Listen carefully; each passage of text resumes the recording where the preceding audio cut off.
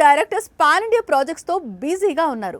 మల్లీవుడ్ దర్శకులు చిన్న కథలతో మ్యాజిక్ చేస్తున్నారు. ఎటొచ్చి తమిళ దర్శకులే తమ రేంజ్ కి తగ్గ సినిమాలు తీయలేకపోతున్నారు.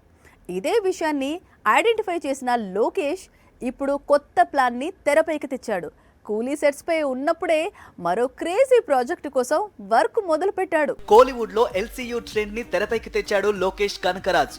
ఖైదీ, విక్రమ్, లియోతో బ్లాక్ బస్టర్స్ కొట్టాడు. ప్రెజెంట్ రజనీకాంత్ తో కూలీ చేస్తున్న తను వచ్చే ఏడాది ఖైదీ 2 స్టార్ట్ చేస్తాడని అంతా భావించారు. కానీ సూర్యతో రోలెక్స్ మూవీ స్టార్ట్ చేసేలా డైరెక్టర్ ప్లాన్ చేసుకున్నట్టు తెలుస్తోంది. విక్రమ్ సినిమాలో సూర్య పాత్ర పేలింది, భారీ క్రేజ్ ని తెచ్చిపెట్టింది. అందుకే సూర్యతో రోలెక్స్ మూవీ చేస్తారని ప్రకటించాడు లోకేష్. దానికి తగ్గట్టే కథ కూడా రెడీ చేశాడు. ఇందులో మేజర్ షెడ్యూల్స్ ని నైజీరియాలో షూట్ చేయాలని ప్లాన్ చేశాడు. అందుకే నైజీరియా ప్రభుత్వంతో చర్చలు జరుపుతున్నారు నిర్మాతలు. డ్రగ్స్, కోకైన్, హెరాయిన్ లాంటి మత్తు పదార్థాలకు నైజీరియా అడ్డా. అందుకే ప్రపంచంలో ఉన్న దేశాలన్నీ వదిలేసి ఈ కంట్రీనే ఎంచుకున్నాడు లోకేష్. గంగువాతో ఓకే అనిపించుకున్న సూర్య ఇప్పుడు ఆర్జే బాలాజీ డైరెక్షన్ లో ఓ మూవీ చేస్తున్నాడు. రజనీతో కూలీ చేస్తున్న లోకేష్ వచ్చే సమ్మర్ ఈ ప్రాజెక్ట్ ని ఆడియన్స్ ముందుకు తీసుకురాబోతున్నాడు.